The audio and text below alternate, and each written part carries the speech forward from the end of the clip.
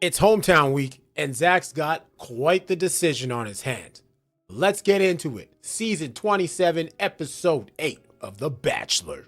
All right, so right off the hop, shows Zach in the shower, cleaning that hairy chest of his, and he expresses that he's nervous. We're down to 4 ladies, Katie, Gabby, Charity, and Ariel. And he's about to go and visit each of these girls in their hometown or wherever they live and meet their families. So, as I can imagine, it would be very nerve-wracking. A lot of thoughts going through your mind, and you got to think at the end of this, he's still got to make a decision to send one of these ladies home. First off, we head to Vermont to visit Gabby, the maple syrup capital of the United States. And right off the hop, you know what they're doing. They're tasting some maple syrup. There are 4 maple syrups for them to taste. Turns out Zach likes cheap maple syrup. Not even maple syrup. We'll call it pancake syrup. Gabby wasn't too impressed, but she let it slide. They head to Gabby's, what I think is Gabby's parents' house, and they meet up with her family right off the hop. Gabby's brother talks to Zach. Obviously, wanting to know his intentions, how he feels about her, and obviously, as with the rest of the families, the fact that there's 3 other women comes up, and just like he does with all of them, Zach says, I'm kind of compartmentalizing everything. You got, and you know what? I feel like you gotta do it that way, because you don't want your thoughts or experiences with another female to interfere with the current date that you're on or the current hometown situation that you're in. So all is well, as it appeared with Gabby. She's very happy. She expressed, or her sister expressed, her sister just got engaged. She is looking for Gabby to be there to help her plan the wedding. They want to raise their families together, which is sweet, which is kind of cool, Definitely a situation that benefits everybody. Zach speaks to Gabby's mom, gets some advice about, how to work things out with Gabby. Not that there was anything wrong, but, had a nice conversation with his mom.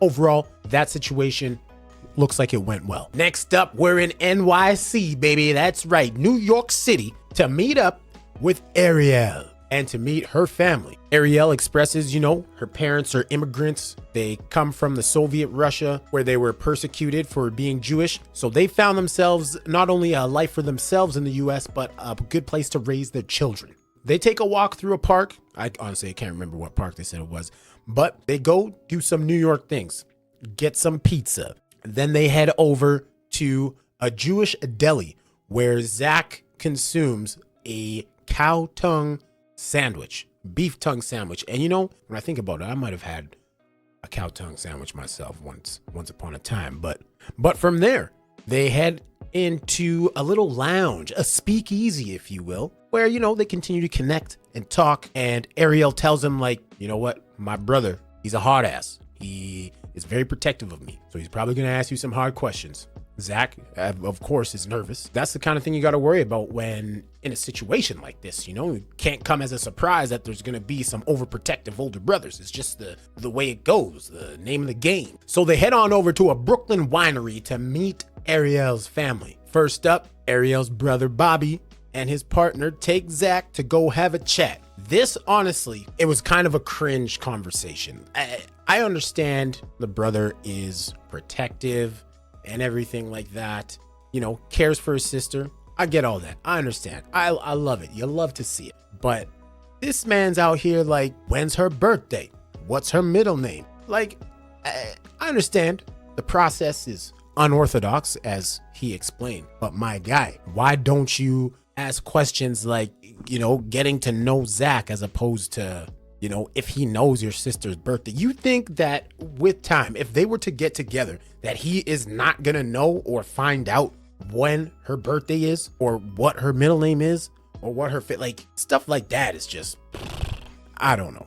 Anyways, Zach kind of said the same thing, only in a nicer way, obviously. He says, you know what? I think that we could use time down the road for all those small things. Whereas, we have a limited amount of time right now, and we will take this time to think about or talk about stuff that are a little bigger, getting to know each other, all that kind of stuff, Good for Zach for handling that in a better way than I would have, that's for sure. Zach also explained how Ariel makes him feel as her brother says, why should she choose you? kind of thing, you know? And I guess good question, granted. Zach answered it, I think, to the best of his ability. I thought it was a good answer, great answer. And then it was on to Ariel's dad. Ariel talks to her dad. Zach talks to Ariel's dad. And Ariel's dad expresses, you know, it's a short period of time. It's not necessarily how we would have wanted things done, but he does give the seal of approval. That's right. He stamps it on there, tells Ariel, we support you in your decision. If you and Zach end up getting together, being together, we are going to be there for you, which ultimately I think that's what all of these girls want. They just want their families to see Zach, see him for the guy he is. And myself, he seems like a great gentleman. There hasn't been anything glaring that I could see that would be like, something strange here, you know? So good for him, good for them, and good for these families. Well, in this case, Ariel's family, for saying, you know, we approve. It's all good. I hope you enjoy it. We know, we can see how much you like him, how happy you guys look together. That kind of thing. We then move on to Columbus, Georgia, where we visit Charity and her family. And with this one, Charity decided to switch it up. We actually went and saw Charity's family first. They had themselves a little southern cookout with some chicken, some ribs, some collard greens, all the fixings. It looked like a delicious spread. Charity also had 4 or 5 of her friends there with her as well, along with her brother, her mother, her dad, a couple other siblings, I do believe. And this one, you know, I feel there was something in the air, you know, talking to Charity, speaking with her friends, telling them like, this is how I feel. It's great. We haven't said I love you yet, but you know, all good. That seemed to be another thing that was pretty big. If the L word was said. Now, I imagine that is just, you know, they want to gauge where they are, how serious they are, get down to this stage of the game when you're thinking about marrying somebody, you know, when you're dropping them L bombs, baby. She gets a little emotional talking to her friends. Her friends seen her be through a lot or go through a lot. She talks to her dad.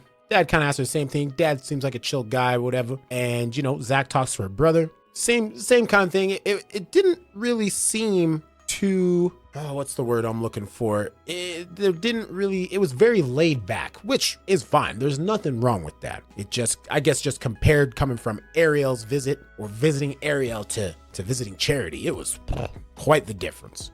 They go out dancing later. They do a little line dancing at night. Charity says, you know, I think I'm falling for you. I can feel myself falling in love with you, that kind of thing. And that's where they left off. You know, Charity's sitting there. She's ready to risk it to get that Zach Shallcraw's biscuit. If she gets hurt in the end, it was worth it as far as she's concerned. And finally, we are in the great state of Texas, Austin to be exact, where we are visiting Katie. Now, fun fact, Katie actually mentions that she has only lived there for a few weeks. So it seems, I would think that when they left Tallinn, Estonia, she probably, you know, everybody went back before the home meetups. She was moving into a new place, nice little place.